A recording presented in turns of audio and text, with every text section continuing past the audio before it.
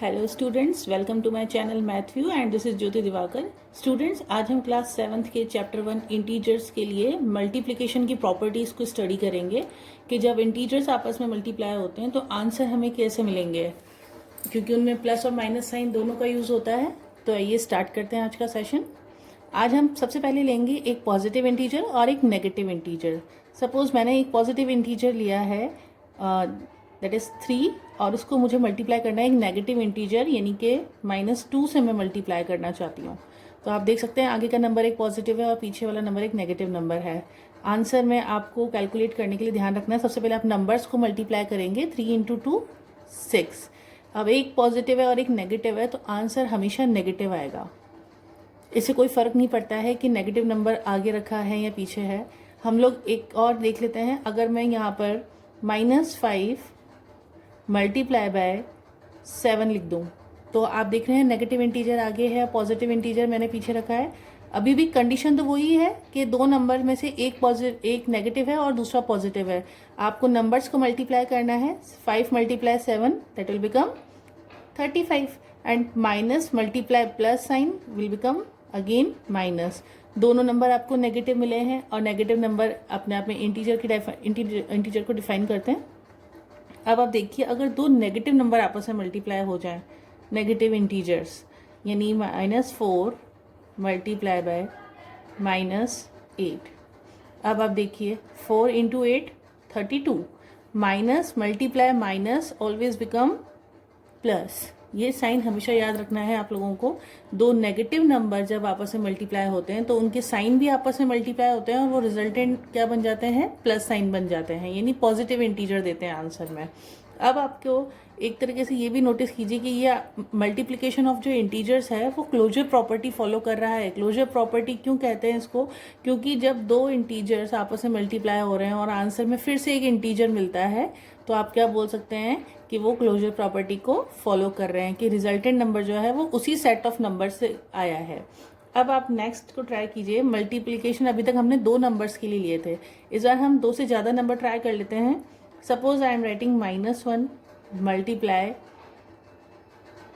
3 और ये भी मैं माइनस का ही ले रही हूँ एंड मल्टीप्लाई, सपोज मैंने इस बार 5 लिया है। मेरे पास कितने नंबर हैं? 3 नंबर हैं और तीनों ही नेगेटिव इंटीजर्स हैं। अब इस केस में आप नंबर्स को मल्टीप्लाई कीजिए। 1 × 3 3, 3 × 5 15। लेकिन 15 का साइन कौन डिसाइड करेगा? 15 का साइन हम डिसाइड करेंगे minus multiply minus plus, and जो प्लस था वो फिर से मल्टीप्लाई होगा माइनस है तो प्लस × माइनस माइनस होता है। लेकिन इसके लिए हम एक फॉर्मूला भी लगा सकते हैं या हम एक ट्रिक लगा सकते हैं। आप देखें तो जब आपको मालूम हो कि मल्टीप्लाई होने वाले नंबर्स में माइनस साइन कितने टाइम्स आया है, 2 टाइम, 3 टाइम्स या 1 टाइम, तो आपको उसके हिसाब से याद रखना पड़ेगा। अगर माइनस साइन ऑड टाइम है, नंबर ऑफ टाइम रिपीटेशन जो है माइनस साइन का वो ऑड टाइम से, यानी 1 टाइम रिपीट हुआ, 3 टाइम, 5 टाइम, 7 टाइम ऐसे रिपीट हो रहा है, तो आंसर हमेशा एक नेगेटिव इंटीजर होगा। लेकिन अगर ये minus sign even time repeat हुआ, मतलब 2 टाइम रिपीट हो गया, 4 टाइम रिपीट हो गया, 6 टाइम रिपीट हो गया, इवन टाइम्स, तो हम बोलेंगे कि आंसर हमेशा पॉजिटिव इंटीजर में मिलेगा हमें। इसको हम क्वेश्चन से ट्राई कर सकते हैं। RD शर्मा की बुक में भी आप लोगों ने ये क्वेश्चन देखा होगा। सपोज क्वेश्चन इस तरीके से आता है, -1 multiply -1 multiply -1 so on 21 times, find the answer. अब आप देखिए, -1 को 21 टाइम नहीं लिखना है आपको, आप इतना लंबा प्रोसीजर करने की ज़रूरत नहीं पड़ेगी। आप इसका डायरेक्ट आंसर लिख सकते हैं -1। कैसे आया ये आंसर, आइए समझते हैं। माइनस साइन कितनी बार लिखना होगा हमें? 21 टाइम, और 21 का लास्ट डिजिट क्या है? 1 तो अपने आप में ऑड नंबर होता है, यानी माइनस साइन 21 टाइम लिखने का मतलब ये है कि माइनस साइन को ऑड टाइम रिपीट करना है। ऑड टाइम रिपीट करेंगे तो आंसर में एक कौन सा साइन आएगा? नेगेटिव साइन आएगा, माइनस साइन आएगा। और 1 को कितनी बार ही मल्टीप्लाई कीजिए, 1 बार, 2 बार, 3 बार। 1 अपने आप से जब भी मल्टीप्लाई होता है 1 ही देता है वो मल्टीप्लाई होके, तो आंसर क्या आ गया? -1। अब ये क्वेश्चन अगर हम इवन टाइम लिखना होता, suppose -1 multiply -1 multiply -1 so on 104 times लिखना है। और आंसर बताना है। अब बच्चे क्या करेंगे, 104 टाइम्स यहाँ तो लिखेंगे, लेकिन आपको ये इतना नहीं लिखना है। आप डायरेक्ट आंसर दे सकते हैं। इसका आंसर +1 या ओनली 1 आप लिख सकते हैं। प्लस साइन हम दिखाते नहीं हैं। मैं आपको प्लस साइन इसलिए दिखा रही हूँ क्योंकि मुझे बताना है कि प्लस में आंसर कैसे आया।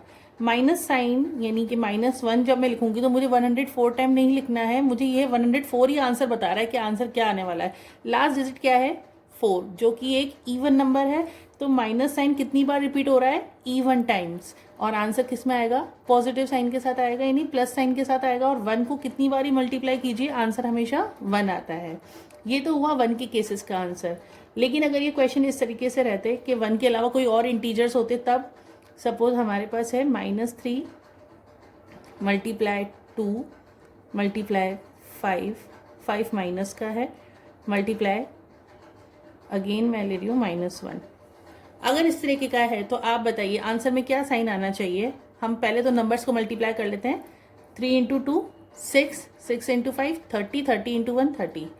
आंसर में नंबर तो 30 आएगा, लेकिन उसका साइन कौन डिसाइड करेगा। माइनस साइन को काउंट कीजिए कितनी बार है, 3 टाइम्स। माइनस साइन 3 टाइम्स यानी ऑड टाइम रिपीट हुआ है, तो आंसर में कौन सा साइन लगाना पड़ेगा, मुझे माइनस साइन लगेगा। It's too easy to understand all this things. I hope बच्चों आपको ये कॉन्सेप्ट बिल्कुल अच्छे से समझ में आ रहा होगा।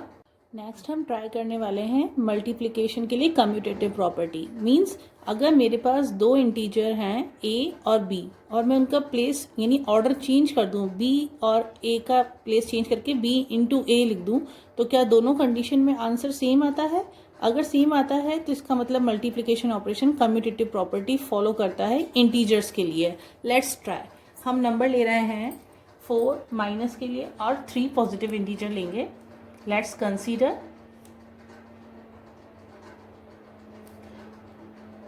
-4 and 3।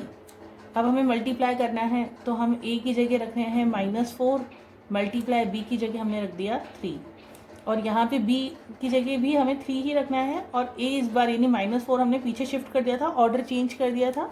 अब यहाँ पे देखिए 4 × 3 12, और एक प्लस का एक माइनस का होता है, तो आंसर हमेशा माइनस का इंटीजर आएगा।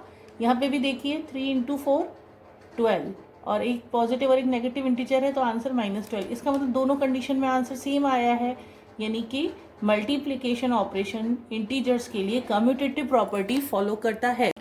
हमारी नेक्स्ट प्रॉपर्टी है एसोसिएटिव प्रॉपर्टी। अगर मल्टीप्लिकेशन साइन 3 इंटीजर्स के बीच में अप्लाई किया जाए, सपोज हमने 3 इंटीजर्स लिए थे a, b एंड c, और मैं यहाँ फिर से a, b एंड c लिख रही हूँ, लेकिन अगर इनके बीच में हम ऑपरेशन किसके लिए अप्लाई कर रहे हैं, मल्टीप्लाई के लिए, तो आंसर के लिए हम ग्रुपिंग डिसाइड करेंगे कि हम कौन से 2 नंबर पहले ग्रुप बना के सॉल्व करेंगे। सपोज मैं फर्स्ट 2 नंबर्स की ग्रुपिंग पहले कर रही हूँ, जो भी आंसर आएगा उसको मैं सी से बाद में ऑपरेट करूँगी, या फिर मैं ऐसा भी कर सकती हूँ लास्ट 2 नंबर्स की ग्रुपिंग पहले कर दूँ और जो आंसर आएगा उसको ए से बाद में ऑपरेट करूँ।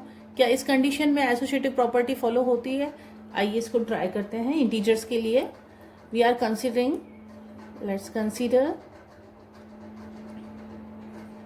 5 -2 एंड 3। मतलब मैं a की जगह 5 रखूंगी, b की जगह -2 और c की जगह 3, और उनको आपस में मल्टीप्लाई करूंगी। तो ठीक है, अगर मुझे निकालना है a × b × c, जिसमें a और b पहले ऑपरेट होंगे फिर c से बाद में किया जाएगा, तो a और b का मतलब 5 × -2 × 3, ये 5 और -2 पहले ऑपरेट हो रहे हैं। तो आंसर देखिए क्या आता है, 5 और 2 मल्टीप्लाई होके 10, दोनों में से एक पॉजिटिव और एक नेगेटिव है, तो आंसर नेगेटिव इंटीजर के लिए आएगा, और बाहर ×3 था, और ये आंसर क्या हो जाएगा, -30। अब हम पैटर्न नंबर 2 ट्राई कर रहे हैं, जिसके अंदर a आउटसाइड रहता है और लास्ट वाले 2 एलिमेंट्स आपस में पहले मल्टीप्लाई होंगे। चलिए फिर से ट्राई करते हैं। a की जगह अभी भी हमने 5 ही रिप्लेस करा है, b की जगह -2 है, और c की जगह अभी भी 3 है, लेकिन इस बार हम पीछे वाले नंबर्स को ऑपरेट करेंगे पहले। तो ज़रा देखते हैं आंसर क्या आता है। 2 × 3 6, दोनों में से एक भी नंबर, एक माइनस एक प्लस है, तो आंसर माइनस में ही आएगा। और इस बार आप देखिए 5 × 6 30, और दोनों में से फिर से एक प्लस एक माइनस है, तो आंसर माइनस में आएगा। यानी अभी भी आंसर -30 है, उस समय भी -30 था। इसका मतलब इस पैटर्न का आंसर सेम आता है जो सेकंड पैटर्न की तरह है, तो हम इनके बीच में इक्वल टू साइन लगा सकते हैं। यानी मल्टीप्लिकेशन वाला ऑपरेशन एसोसिएटिव प्रॉपर्टी को फॉलो करता है, यानी इंटीजर्स में कोई इफेक्ट नहीं पड़ता है आप कौन से दो नंबर पहले ऑपरेट कर रहे हैं। ध्यान रखिएगा, एसोसिएटिव प्रॉपर्टी में नंबर अपनी जगह नहीं बदलते हैं, they never change their order, only they change their grouping, वो अपनी ग्रुपिंग चेंज करते हैं। अब हम नेक्स्ट प्रॉपर्टी के लिए आएंगे जिसके अंदर आपको बताया जाएगा मल्टीप्लिकेशन ऑफ जीरो क्या होता है। सबने पढ़ा है जूनियर क्लासेस में भी, मल्टीप्लिकेशन बाय जीरो मतलब if you are multiplying any number by zero तो you will get zero again in your final answer. So we are doing once again multiplication by zero, पर हम इसको integer पे try करेंगे।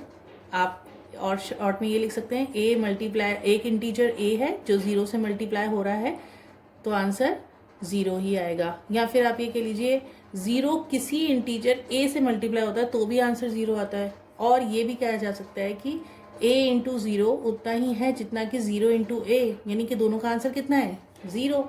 अब आप देखिए यहाँ पे मैंने एक नेगेटिव इंटीजर लेके ट्राई किया है, -12 मल्टीप्लाई बाय जीरो, क्या मिलेगा आपको जीरो मिलेगा, ठीक है।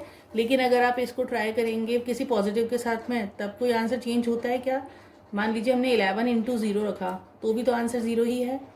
एक और एग्जाम्पल ले लेते हैं, हमने एग्जाम्पल लिया है 1005, ये एक नंबर लिया है और ये पॉजिटिव इंटीजर है, multiply by zero, again answer zero.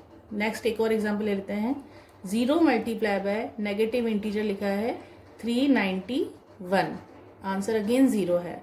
यानी ये तीनों केसेस हमने ट्राई कर लिए, जब इंटीजर आगे है ज़ीरो पीछे है तो भी आंसर ज़ीरो है, इंटीजर लास्ट में रखा है और स्टार्टिंग में हमने ज़ीरो रखा है तो भी आंसर ज़ीरो है। यानी कि आपका जीरो किसी से भी मल्टीप्लाई हो, चाहे वो नेगेटिव इंटीजर हो, चाहे वो आगे रखा हो, चाहे पीछे रखा हो, आंसर हमेशा आपको जीरो ही मिलेगा। आपका नेक्स्ट टॉपिक है मल्टीप्लिकेटिव आइडेंटिटी। इसका मतलब ये है कि स्टूडेंट्स आपको ऐसा कोई नंबर बताना है जो इंटीजर से मल्टीप्लाई तो हो लेकिन उसकी नंबर की आइडेंटिटी को कोई चेंज ना कर पाए। तो ऐसा कौन सा नंबर है जो किसी से भी मल्टीप्लाई होता है तो वापस अब वही नंबर रिटर्न कर देता है।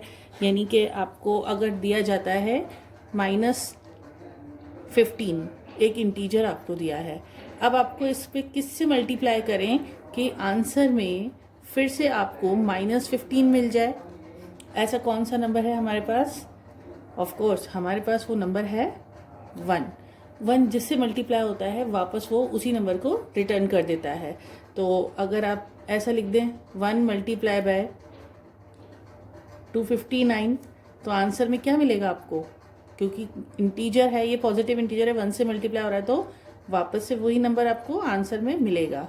तो ये बिल्कुल क्लियर है कि आप कोई सा भी नंबर लीजिए, चाहे वो पॉजिटिव हो चाहे वो नेगेटिव इंटीजर हो, अगर वो 1 से मल्टीप्लाई हो रहा है तो वापस से वही नंबर आपको आंसर में मिलेगा। और आप ये भी समझ सकते हैं कि मल्टीप्लिकेटिव आइडेंटिटी चाहे होल नंबर हो, नेचुरल नंबर हो, इंटीजर हो, रैशनल नंबर हो, सभी के लिए मल्टीप्लिकेटिव आइडेंटिटी क्या होती है 1।